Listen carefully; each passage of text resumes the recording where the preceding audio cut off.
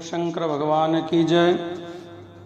आप सभी भक्तों का भगवान शंकर शास्त्री 94 यूट्यूब में आप सभी का स्वागत है। आप सभी को गुरु प्रदोष व्रत के बारे में जानकारी बता रहे हैं और गुरु प्रदोष व्रत कथा भी आपको सुनाएंगे। कल 1 अगस्त 2024 को गुरुवार है। इस माह की त्रयोदशी तिथि के दिन प्रदोष व्रत किया जाता है, जिसमें भगवान शिव की पूजा अर्चना की जाती है। लेकिन श्रावण मास में प्रदोष व्रत का शिव भक्तों के लिए विशेष महत्व बढ़ जाता है। रखने से भगवान शिव की कृपा बनी रहती है और व्यक्ति की सभी मनोकामनाएं पूर्ण होती है और संतान वृद्धि होती है, पुत्र प्राप्ति होती है। त्रयोदशी तिथि आरंभ 1 अगस्त गुरुवार को सुबह 3:30 पर हो रही है। 2 अगस्त को 3:27 तक त्रयोदशी तिथि लगी रहेगी। श्रावण का पहला प्रदोष व्रत 1 अगस्त गुरुवार को रखा जाएगा, क्योंकि प्रदोष व्रत में शाम के समय पूजा करने का प्रावधान है और साथ ही इस दिन गुरुवार होने के कारण इसे गुरु प्रदोष व्रत कहा जाता है। प्रदोष काल सूर्यास्त से 2:48 तक रहता है। कुछ विद्वान इसे सूर्यास्त से 2 घड़ी पूर्व, सूर्यास्त से 2 घड़ी पश्चात तक भी मानते हैं। लेकिन 1 अगस्त गुरुवार को प्रदोष काल का समय लगभग 6:20 से शाम 7:55 तक रहेगा। इस दौरान शिव की करना विशेष शुभ फलदायी माना गया है।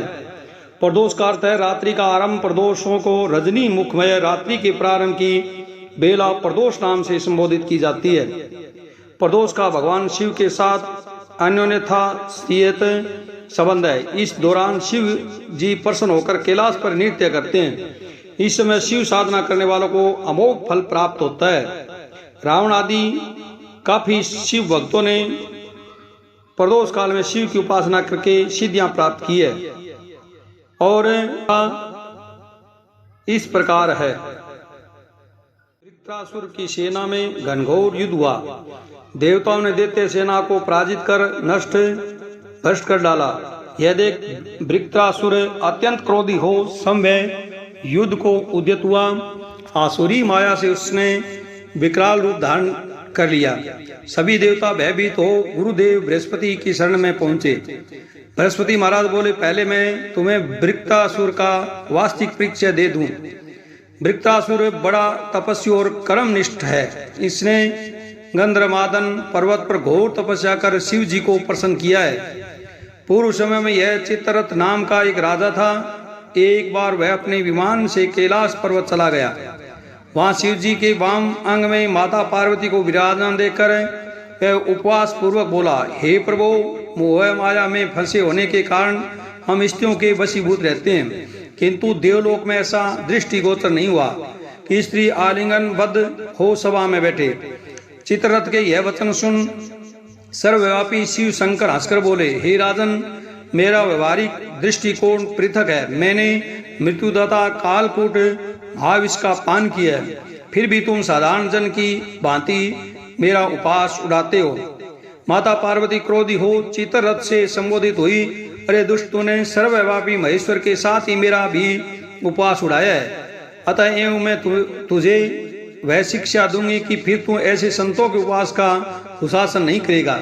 अब तू दैत्य स्वरूप धारण कर विमान से नीचे गिर, मैं तुम्हें श्राप देती हूँ। जगदम्बा भवानी के अभिशाप से चित्ररथ राक्षस योनि को प्राप्त हो गया।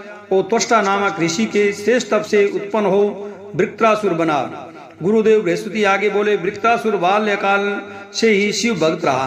अतः हे इंद्र, तुम बृहस्पति प्रदोष व्रत करे शंकर भगवान को प्रसन्न करो। देवराज ने गुरुदेव की आज्ञा का पालन कर बृहस्पति प्रदोष व्रत किया।